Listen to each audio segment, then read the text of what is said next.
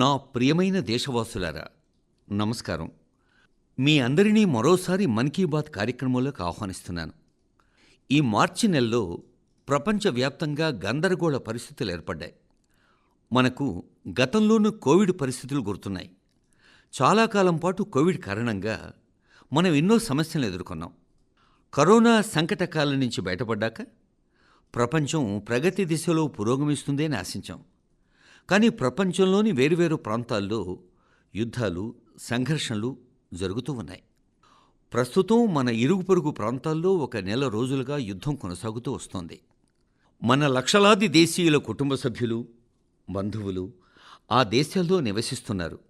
ముఖ్యంగా గల్ఫ్ దేశాల్లో మన వాళ్ళున్నారు. నేను గల్ఫ్ దేశాలకు చాలా కృతజ్ఞతలు తెలియచేస్తున్నాను. అక్కడ ఉన్న 1 కోటికి పైగా భారతీయులకు వారు అన్ని రకాలుగా సహాయం అందజేస్తున్నారు. మిత్రులారా, ప్రస్తుతం యుద్ధం జరుగుతున్న ప్రాంతం మన ఇంధన అవసరాలకు కేంద్రం. ఈ కారణంగా ప్రపంచవ్యాప్తంగా పెట్రోలు, డీజిలు తదితర అవసరాలకు ఇబ్బంది ఏర్పడుతోంది. ప్రపంచవ్యాప్తంగా వివిధ ప్రాంతాల నుంచి అందుతోన్న సహకారం గత దశాబ్ద కాలంగా దేశంలో పెరిగిన సామర్థ్యం కారణంగా భారతదేశం ఈ పరిస్థితుల్ని ధైర్యంగా ఎదుర్కొంటోంది. మిత్రులారా, ఇది సవాళ్లతో కూడిన సమయం. మనమంతా సామూహిక శక్తితో ఈ సవాలును ఎదుర్కోవాలి అని మన్ కీ బాత్ మాధ్యమం ద్వారా దేశ ప్రజలందరినీ కోరుతున్నాను. ఈ విషయాన్ని ఎవరూ రాజకీయం చేయకూడదు. ఇది దేశంలోని 140 కోట్ల మంది ప్రజల ప్రయోజనాలకు సంబంధించిన విషయం. కాబట్టి ఇందులో రాజకీయానికి తావులేదు. ఈ విషయంలో వదంతులు ప్రచారం చేసేవారు దేశానికి చాలా నష్టం కలిగిస్తున్నారు. ఈ పుకార్ల మాయలో పడవద్దు అని నేను దేశ ప్రజలందరినీ కోరుతున్నాను. ప్రభుత్వం ఎప్పటికప్పుడు అందజేస్తున్న విశ్వసనీయమైన సమాచారాన్ని నమ్మండి. ఆ సమాచారం ఆధారంగానే అడుగు ముందుకు వేయండి. ప్రతిసారిలాగానే ఈసారి కూడా నాకెంతో విశ్వాసం ఉంది. 140 కోట్ల మంది దేశ ప్రజలు సామర్థ్యంతో, సామూహికంగా గతంలోని గడ్డు పరిస్థితుల్ని ఎలా ఎదుర్కొన్నారో ఇప్పుడు కూడా సామూహిక కృషితో కఠిన పరిస్థితుల్ని ధైర్యంగా ఎదుర్కొంటాం, క్షేమంగా బయటపడతాం. నా ప్రియమైన దేశ ప్రజలారా, భారతదేశ శక్తి ఇక్కడి కోట్లాది ప్రజల్లో నిక్షిప్తమై ఉంది. దేశవాసుల ప్రజా భాగస్వామ్య భావనను వెల్లడించే ఒక కృషిని గురించి ఈరోజు మన్ కీ బాత్ కార్యక్రమంలో మీతో ప్రస్తావించాలి అనుకుంటున్నాను. ఈ కృషి పేరు జ్ఞాన భారతం సర్వే. ఇది మన గొప్ప సంస్కృతి వారసత్వాలకు సంబంధించింది. దీని లక్ష్యం దేశవ్యాప్తంగా ఉన్న మాన్యుస్క్రిప్ట్స్ అంటే లిఖిత ప్రతుల్ని గురించి సమాచారాన్ని క్రోడీకరించటం. జ్ఞానభారతం యాప్ ద్వారా ఈ సర్వేలో పాల్గొనవచ్చు. మీ దగ్గర ఏదైనా మాన్యుస్క్రిప్ట్ అంటే ఏదైనా లిఖిత ప్రతి గనక ఉంటే ఆ ఫోటోను జ్ఞానభారతం యాప్లో అప్లోడ్ చేయండి. లిఖిత ప్రతులకు సంబంధించిన సమాచారం ఉన్నా ఆ వివరాల్ని యాప్లో నమోదు చేయండి. ప్రతి ఎంట్రీకి సంబంధించిన సమాచారం నిక్షిప్తం చేసేందుకు ముందు ధృవీకరణ కూడా జరుగుతుంది. ఇప్పటి వరకు వేలాది రాత ప్రతుల్ని ప్రజలు పంచుకోవటం నాకెంతో సంతోషాన్ని కలిగిస్తోంది. ఉదాహరణకు అరుణాచల్ ప్రదేశ్లోని నామ్సాయికి చెందిన చావో నంతి సింధ్ లోకాంగ్ గారు తాయ్ లిపిలో లిఖిత ప్రతుల్ని పంచుకున్నారు. అమృత్సర్కు చెందిన సోదరులు అమిత్ సింగ్ రాణా గారు గురుముఖి లిపిలో రాత ప్రతుల్ని షేర్ చేశారు. ఇది మన మహోన్నత సిక్కు పరంపర. పంజాబీ భాషతో అనుసంధానమైన లిపి, తాటాకులపై రాసిన రాత ప్రతుల్ని కొన్ని సంస్థలు పంచుకున్నాయి. రాగి రేకుల మీద రాసిన అత్యంత పురాతనమైన రాత ప్రతిని రాజస్థాన్కు చెందిన అభయ్ జైన్ గ్రంథాలయం అందచేసింది. లడఖ్లోని హమీస్ మఠం టిబెటన్ భాషలోని విలువైన రాత ప్రతుల సమాచారాన్ని అందించింది. ఇక్కడ నేను కొన్ని ఉదాహరణలు మాత్రమే చెప్పాను. ఈ సర్వే జూన్ నెల మధ్య దాకా కొనసాగుతుంది. సంస్కృతికి సంబంధించిన విషయాల్ని అందరికీ తెలియచేయాలి అని నేను మీ అందరినీ కోరుతున్నాను. నా ప్రియమైన దేశవాసులారా, భారతదేశం ప్రపంచంలోనే అన్నింటికంటే యువ దేశం. దేశ యువత శక్తి దేశ నిర్మాణంలో గనక అనుసంధానమైతే అది గొప్ప మార్పుకు దోహదం చేస్తుంది. దేశ నిర్మాణ బాధ్యతలో గొప్ప భూమిక నిర్వహిస్తోంది my young Bharat, my Bharat సంస్థ. దేశ యువతను అనేక పాజిటివ్ కార్యక్రమాల్లో భాగస్వాముల్ని చేసింది ఈ సంస్థ. మై భారత్ సంస్థ ద్వారా బడ్జెట్ క్వెస్ట్ కార్యక్రమం కూడా జరిగింది. ఈ బడ్జెట్ క్వెస్ట్ కార్యక్రమం లక్ష్యం ఏంటంటే దేశ యువతను బడ్జెట్ ప్రక్రియలో విధాన రూపకల్పనలో భాగస్వాముని చేయటం. దీనితో అనుసంధానమైన క్విజ్ కార్యక్రమంలో దేశవ్యాప్తంగా 12 లక్షల మంది యువతీ యువకులు పాల్గొన్నారు. క్విజ్ కార్యక్రమం తర్వాత దాదాపు 1,60,000 మంది యువతీ యువకుల్ని వ్యాసరచన పోటీకి ఎంపిక చేశారు. వీటిలో కొన్ని వ్యాసాలు చదివే అవకాశం నాకు లభించింది.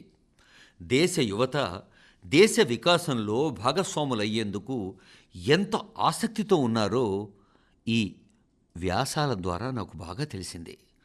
తెలంగాణలోని సూర్యాపేటకు చెందిన కోట్ల రఘువీర్ రెడ్డి, ఉత్తరప్రదేశ్లోని బారాబంకీకి చెందిన సౌరభ్ బైసావార్, బీహార్లోని గోపాల్గంజ్కు చెందిన సుమిత్ కుమార్ రైతుల సంక్షేమానికి సంబంధించిన అంశం మీద రాశారు. పంజాబ్లోని మొహాలీకి చెందిన ఆంచల్, ఒడిషాలోని కేంద్రపాడకు చెందిన ఓంప్రకాష్ రథ్ మహిళల సారథ్యంలో అభివృద్ధిని ముందుకు తీసుకెళ్లే విధానాల మీద తమ అభిప్రాయాల్ని వ్యక్తీకరించారు. హరిత స్వచ్ఛ భారత్ మాత్రమే సమృద్ధ భారతదేశానికి మార్గం అని హర్యానాలోని యమునా నగర్కు చెందిన ప్రథమ్ బరార్ అభిప్రాయపడ్డారు వారి వ్యాసంలో.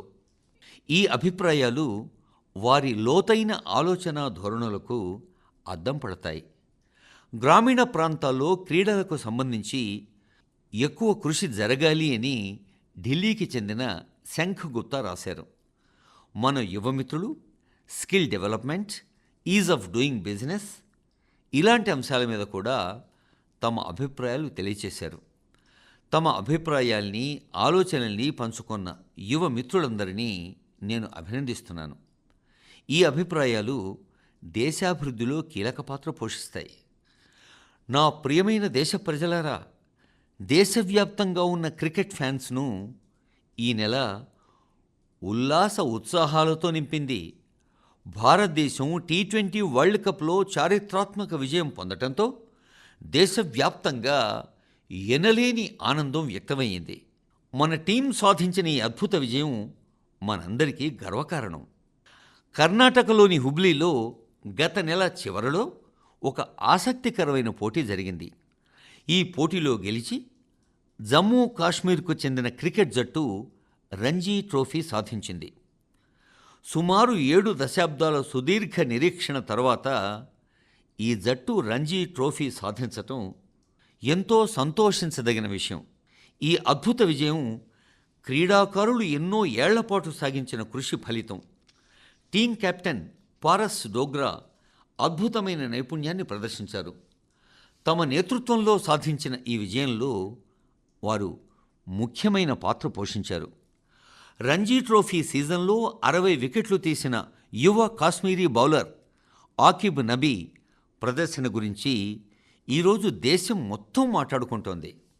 ఈ విజయం జట్టు ఆటగాళ్లను, కోచింగ్ సిబ్బందిని, అలాగే జమ్మూ కాశ్మీర్ ప్రజల్ని ఎంతగానో ఉత్సాహపరిచింది. మిత్రులారా, క్రికెట్ మైదానంలో ఈ అద్భుత ప్రదర్శన అక్కడి యువతలో క్రీడల పట్ల ఉత్సాహాన్ని మరింతగా పెంచింది.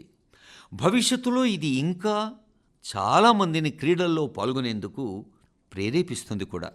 జమ్మూ కాశ్మీర్ ప్రజలకు క్రీడల మీద అపారమైన అభిరుచి ఉంది. ఈ రాష్ట్రం ఇప్పుడు ప్రధాన క్రీడా కార్యక్రమాలకు కేంద్రంగా మారుతుంది అని చెప్పడానికి నేను చాలా సంతోషిస్తున్నాను. మిత్రులారా, గుల్మార్గ్ ఇప్పటికే ఖేలో ఇండియా వింటర్ గేమ్స్కు వేదికగా మారింది. ఇక్కడి యువతలో ఫుట్బాల్ లాంటి క్రీడలు చాలా ప్రాచుర్యం పొందాయి. జమ్మూ కాశ్మీర్ ఆటగాళ్ల ఈ విజయ పరంపర భవిష్యత్తులో కూడా ఇలాగే కొనసాగుతుంది అని నేను ఆశిస్తున్నాను. నా ప్రియమైన దేశ ప్రజలారా, ఆడేవారే రాణిస్తారు అని నేను తరచుగా చెబుతూ ఉంటాను. గతంలో అంతగా ప్రాచుర్యం లేని క్రీడల్ని కూడా మన దేశ యువత ఇప్పుడు స్వీకరిస్తోంది. అందుకు నాకు చాలా సంతోషంగా ఉంది. ఉత్తరప్రదేశ్కు చెందిన ప్రతిభావంతుడైన అథ్లెట్ గుల్వీర్ సింగ్ అలాంటి ఒక క్రీడలో రాణించారు. కొన్ని వారాల క్రితం న్యూయార్క్ సిటీ హాఫ్ మ్యారథాన్లో 3వ స్థానంలో నిలిచి ఆయన చరిత్ర సృష్టించారు. గంటలోపు హాఫ్ మ్యారథాన్ పూర్తి చేసిన మొదటి భారతీయ అథ్లెట్గా ఆయన ఒక రికార్డు నెలకొల్పారు. స్క్వాష్ క్రీడాకారిణైన Anahat Singh squash on fire ఓపెన్లో ఒక ప్రధాన అంతర్జాతీయ టైటిల్ను గెలుచుకున్నారు. కేవలం 17 ఏళ్ల వయస్సులోనే ఆమె ఈ విజయాన్ని సాధించారు. దీంతో పిఎస్ఏ ప్రపంచ ర్యాంకింగ్స్లో టాప్ 20లోకి ప్రవేశించిన అతి చిన్న వయస్కురాలైన ఆసియా మహిళా క్రీడాకారిణిగా నిలిచారు తాను. నాకు అస్మితా అథ్లెటిక్స్ లీగ్ గురించి కూడా తెలిసింది. మార్చి 8న మహిళా దినోత్సవం సందర్భంగా ఇందులో అనేక క్రీడా కార్యక్రమాలు నిర్వహించారు. ఈ లీగులో దాదాపు 2 లక్షల మంది అమ్మాయిలు పాల్గొన్నారు. దేశంలో జరుగుతున్న ఈ క్రీడా పరివర్తనలో భారత మహిళా శక్తి కీలక పాత్ర పోషిస్తుంది అని చెప్పడానికి నాకెంతో ఆనందంగా ఉంది. మిత్రులారా, మీరందరూ ఫిట్నెస్ మీద శ్రద్ధ పెట్టాలి అని నేను ఎప్పుడూ కోరుతూనే ఉన్నాను. అంతర్జాతీయ యోగా దినోత్సవానికి 100 రోజుల కన్నా తక్కువ సమయం మిగిలి ఉండగా ప్రపంచవ్యాప్తంగా యోగా పట్ల ఆకర్షణ కూడా రాను రాను బాగా పెరుగుతూ వస్తోంది. ఆఫ్రికాలోని జిబూతిలో అల్మిస్ గారు తన అరవింద యోగా కేంద్రం ద్వారా యోగాను ప్రోత్సహిస్తున్నారు.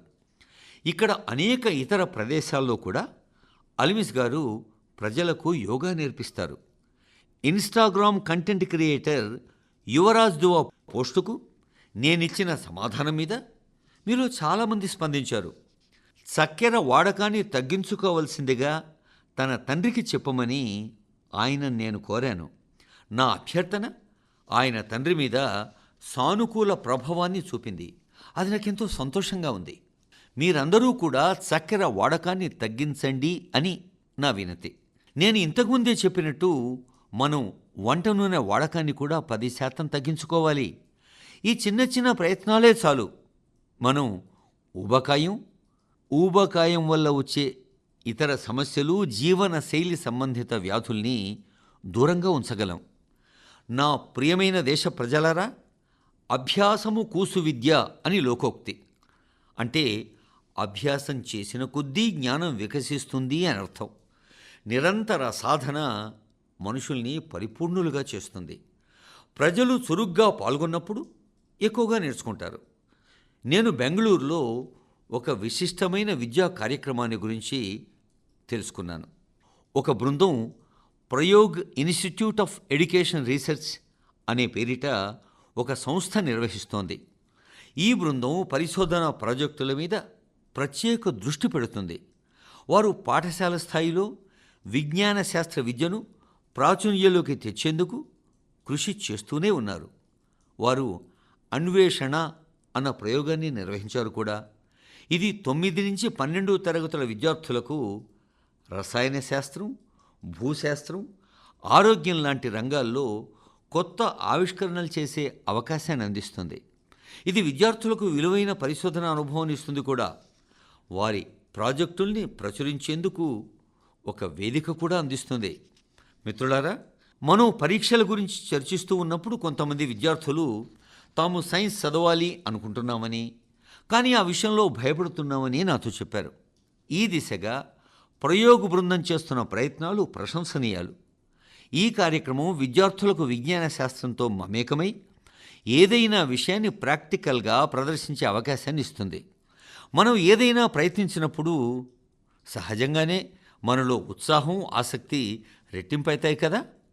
ఎవరికి తెలుసు, నా ఈ యువమిత్రుల్లో ఒకరు భవిష్యత్తులో గొప్ప శాస్త్రవేత్త కావచ్చు కదా. మిత్రులారా, నాగా సమాజం కూడా విద్య ద్వారా గతాన్ని పరిరక్షించి భవిష్యత్తుకు సిద్ధమయ్యేందుకు కృషి చేస్తుంది. ఈ సమాజ ప్రజలు తమ గిరిజన సంప్రదాయాల్ని ఎంతగానో గౌరవిస్తారు. వారు వాటి విషయంలో గర్వపడ్డమే కాదు, తమ ధోరణుల్ని ఆధునికంగా కూడా ఉంచుకుంటారు. నాగా తెగలకు మోరుంగ్ అభ్యసనం అనే సాంప్రదాయిక వ్యవస్థ ఒకటి ఉండేది. ఇందులో పెద్దలు తమ అనుభవాల నుంచి యువతకు సాంప్రదాయిక జ్ఞానం, చరిత్ర, జీవిత నైపుణ్యాల్ని బోధించేవారు. కాలక్రమేణా ఈ వ్యవస్థ ఇప్పుడు మోరుంగ్ విద్యాభవనగా పరిణామం చెందింది. దీని ద్వారా గణితం, విజ్ఞాన శాస్త్రం లాంటి విషయాల మీద పిల్లల ఆసక్తి కనబరిచేలా ప్రోత్సహిస్తారు ఉపాధ్యాయులు.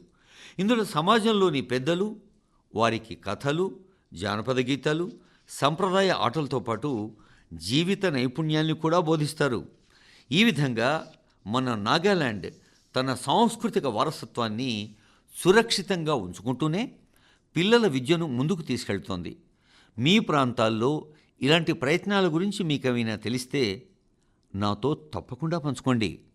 నా ప్రియమైన దేశ ప్రజలారా, దేశంలోని అనేక ప్రాంతాల్లో ఉష్ణోగ్రతలు పెరుగుతూ ఉన్నాయి. జల సంరక్షణ సంకల్పాన్ని మరోసారి ముందుకు తీసుకురావాల్సిన అవసరం వచ్చేసింది. గత 11 సంవత్సరాల్లో జల్ సంచయ్ అభియాన్ ప్రజల్లో చాలా అవగాహన పెంచింది. ఈ ఉద్యమం ద్వారా దేశవ్యాప్తంగా దాదాపు 50 లక్షల ఆర్టిఫిషియల్ వింటర్ హార్వెస్టింగ్ స్ట్రక్చర్స్, అంటే తాత్కాలికంగా ఈ చలికాలానికి పనికొచ్చే నీరును ఉత్పత్తి చేసే ఒక సంస్థ అన్నమాట. నీటి సమస్య నివారించేందుకు ప్రతి గ్రామంలో సామూహికంగా కృషి జరగటం నాకు చాలా సంతోషంగా అనిపిస్తోంది. కొన్ని చోట్ల పాత చెరువుల్ని శుద్ధి చేస్తున్నారు. కొన్ని చోట్ల వాననీటి సంరక్షణ చేసేందుకు ప్రయత్నాలు జరుగుతూనే ఉన్నాయి. అమృత్సర్ అభియాన్ కింద దేశవ్యాప్తంగా 70,000 అమృత సరోవరాలు ఏర్పాటయ్యాయి. వర్షాకాలం వచ్చే ముందుగానే ఈ సరోవరాల్ని శుద్ధి చేయటం ఆరంభమైంది. స్ఫూర్తిదాయకమైన ఒక ఉదాహరణ ఈరోజు మీతో పంచుకోవాలి అనుకుంటున్నాను. ప్రజల భాగస్వామ్యంతో జల సంరక్షణ ఎంత విస్తృతంగా ప్రజల్లోకి వెళుతుందో ఈ ఉదాహరణే మీకు తెలియచేస్తుంది. మిత్రులారా, త్రిపురలోని వాంగమున్ గ్రామం జంపుయి పర్వతాల్లో 3,000 అడుగుల ఎత్తులో ఉంది. ఈ ఊరు నీటి విషయంలో చాలా ఇబ్బందులు ఎదుర్కొంటోంది. ఎండాకాలం నీటి కోసం ఈ గ్రామస్తులు చాలా దూరం వెళ్ళవలసి వచ్చేది. వర్షాకాలంలో ప్రతి నీటి బొట్టును కాపాడుకోవాలి అనే నిర్ణయానికి వచ్చారు ఆ ఊరి వాళ్ళు. ఇప్పుడు వాంగమున్ గ్రామంలో దాదాపు ప్రతి ఇంట్లో roof top rain water harvesting system ఏర్పాటు జరిగింది. ఒకప్పుడు నీటికి కటకటలాడిన గ్రామం ఇప్పుడు నీటి సంరక్షణ విషయంలో ఒక స్ఫూర్తిదాయక ఉదాహరణగా మారింది. మిత్రులారా, ఇదే విధంగా ఛత్తీస్గఢ్లోని కొరియా జిల్లాలో కూడా ఒక ప్రత్యేకమైన చొరవను ఉదాహరణగా చెప్పొచ్చు. అక్కడి రైతులు ఒక ప్రభావవంతమైన, సులువైన ఆలోచనను అమలు చేశారు. చిన్న చిన్న చెరువుల్ని, ఇంకుడు గుంతల్ని ఏర్పాటు చేశారు.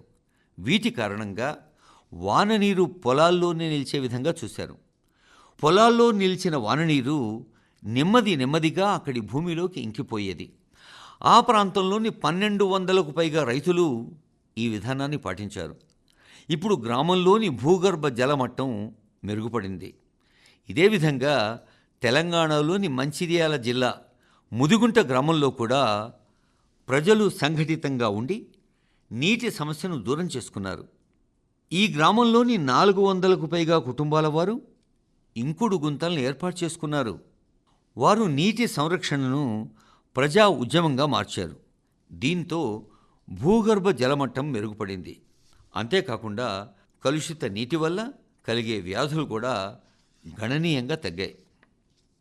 ప్రియమైన దేశ ప్రజలారా, మన మత్స్యకార సోదర సోదరీమణులు కేవలం సముద్ర యోధులు మాత్రమే కాదు, వారు ఆత్మనిర్భర భారతదేశానికి బలమైన పునాది కూడా ఏర్పరుస్తున్నారు. తెల్లవారుజామున సముద్రపు అలలతో పోరాడుతూ వారు తమ కుటుంబాలతో పాటు దేశ ఆర్థిక వ్యవస్థను బలోపేతం చేసేందుకు కృషి చేస్తారు. కష్టపడి పనిచేసే ఈ మత్స్యకారుల జీవితాలు నేడు అనేక విధాలుగా సులభతరంగా మారుతూ ఉన్నాయి. ఓడరేవుల అభివృద్ధి, మత్స్యకారుల బీమా, ఇలాంటి అనేక కార్యక్రమాలు వారి వికాసానికి దోహదం చేస్తూ ఉన్నాయి.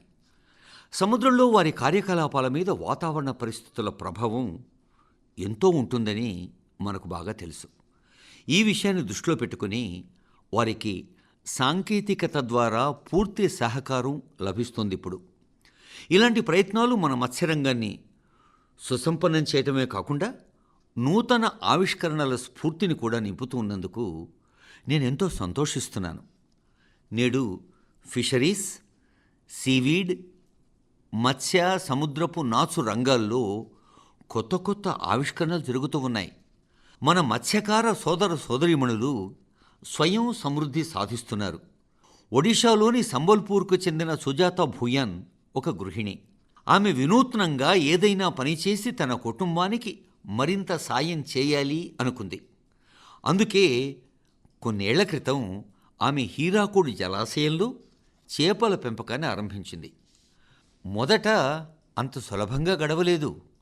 వాతావరణ మార్పులు, చేపలకు ఆహారం ఏర్పాటు చేయటం, ఇంటి బాధ్యతల్ని సమతుల్యం చేసుకోవటం, ఇలాంటి ఎన్నో సవాళ్లు.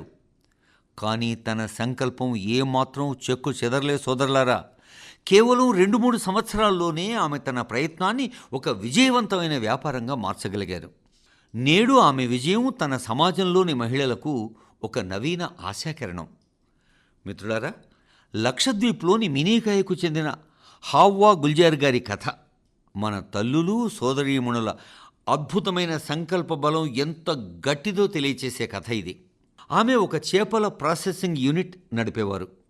కానీ ఒక మంచి కోల్డ్ స్టోరేజ్ సౌకర్యం ఉంటే ఇంకా మెరుగ్గా రాణించగలను అని భావించారామె. అందుకే ఆమె ఒక కోల్డ్ స్టోరేజ్ యూనిట్ని ఏర్పాటు చేయాలి అని నిర్ణయించుకున్నారు. నేడు అదే ఆమెకెంతో బలంగా మారింది. ఇప్పుడు మరింత మెరుగైన ప్రణాళికతో తన వ్యాపారాన్ని నడపగలుగుతున్నారు తాను. మిత్రులారా, దేశంలో ఇప్పుడు ప్రతి చోట జరుగుతున్న ఇలాంటి ఎన్నో ప్రయత్నాలు స్ఫూర్తిదాయకంగా ఉన్నాయి. బెళగావికి చెందిన శివలింగ్ సత్తప్ప హుద్దార్ సంప్రదాయ వ్యవసాయానికి భిన్నమైన మార్గాన్ని ఎంచుకున్నారు. ఇందుకోసం ఆయన ఒక పాండ్ ఫామ్ ఏర్పాటు చేశారు. ఈ వ్యాపారం కోసం తాను శిక్షణ కూడా తీసుకున్నారు. ఇప్పుడు ఆయన తన చెరువులోని చేపల్ని అమ్మి మంచి ఆదాయం పొందుతున్నారు కూడా. సముద్రపు నాచుకు ఉన్న డిమాండ్ను చూసి చాలామంది నాచు సాగును కూడా చేపట్టారు. దీని ద్వారా అపారమైన ప్రయోజనం పొందుతూ ఉన్నారు. మత్స్యరంగంతో సంబంధం ఉన్న వారందరినీ నేను మరోసారి అభినందిస్తున్నాను. మన ఆర్థిక వ్యవస్థను బలోపేతం చేసేందుకు వారు చేస్తున్న ప్రయత్నాలు అత్యంత ప్రశంసనీయాలు. నా ప్రియమైన దేశవాసులారా, సమాజమే స్వయంగా ముందుకొచ్చినప్పుడు చిన్న చిన్న ప్రయత్నాలు కూడా పెద్ద మార్పుకు పునాదవుతాయి. మన దేశంలోని వివిధ ప్రాంతాల్లో ఈ విషయాన్ని మనకు నేర్పుతూ ఉన్న ఉదాహరణలు ఎన్నో ఉన్నాయి. ఒక్కటొక్కటిగా వెలుగులోకి వస్తున్నాయి కూడా. ఇటీవల ఉత్తరప్రదేశ్లోని వారణాసిలో ఒక స్ఫూర్తిదాయక ప్రయత్నం జరిగింది. అక్కడ కేవలం 1 గంటలోనే 2,51,000కు పైగా మొక్కలు నాటి ఒక కొత్త గిన్నిస్ ప్రపంచ రికార్డు నెలకొల్పారు. ఈ ప్రయత్నంలో వేలాది మంది పాల్గొనటం అత్యంత విశేషమైన అంశం. విద్యార్థులు, యువత, సైనికులు, స్వచ్ఛంద సంస్థలు, వివిధ సంస్థల సామూహిక కృషి వల్ల మాత్రమే ఈ గిన్నిస్ రికార్డ్ సాధ్యమయ్యింది. ఇదే విధమైన ప్రజా భాగస్వామ్యం ఏక్ పేడ్ మాకే నామ్ ఉద్యమంలో కూడా మనకు స్పష్టంగా కనిపిస్తుంది. ఈ ఉద్యమం దేశవ్యాప్తంగా కోట్లాది చెట్లు నాటేందుకు దోహదం చేసింది. మిత్రులారా, నాగాలాండ్లోని చిజామీ గ్రామంలో ఒక అత్యంత స్ఫూర్తిదాయక ప్రయత్నం జరిగింది. చిజామీ గ్రామ మహిళలు సమష్టిగా 150 రకాలకు పైగా సాంప్రదాయిక విత్తనాల్ని పరిరక్షిస్తున్నారు.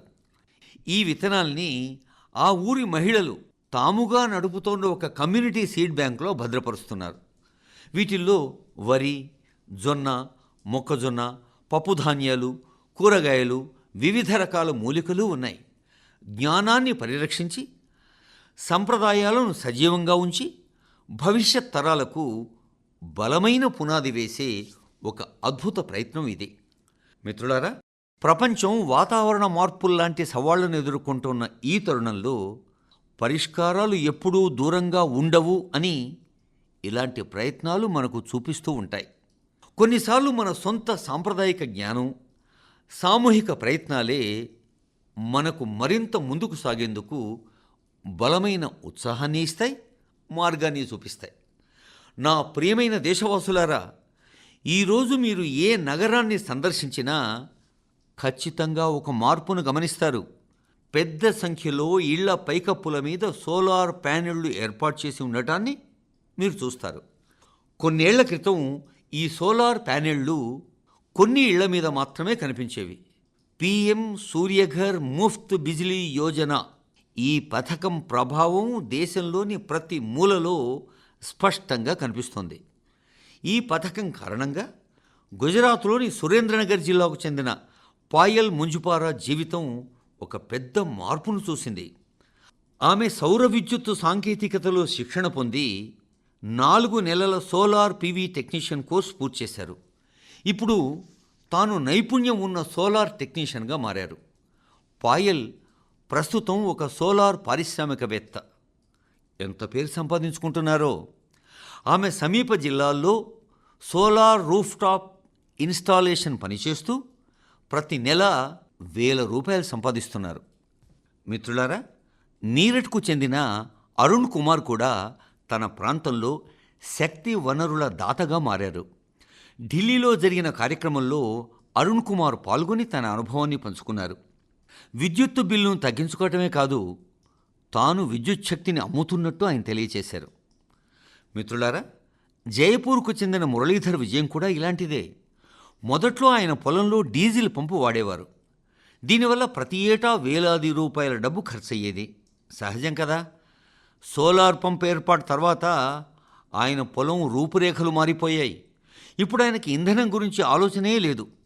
సమయానికి నీటిపారుదల జరుగుతుంది. వార్షిక ఆదాయం కూడా పెరిగింది. ఇప్పుడు ఆయన కుటుంబం స్వచ్ఛమైన శక్తి వనరులతో మెరుగైన జీవితం గడుపుతోంది. మిత్రులారా, పిఎం సూర్యఘర్ ముఫ్త్ బిజిలీ యోజన ప్రయోజనాలు ఇప్పుడు ఈశాన్య భారతదేశానికి కూడా లభిస్తూ ఉన్నాయి.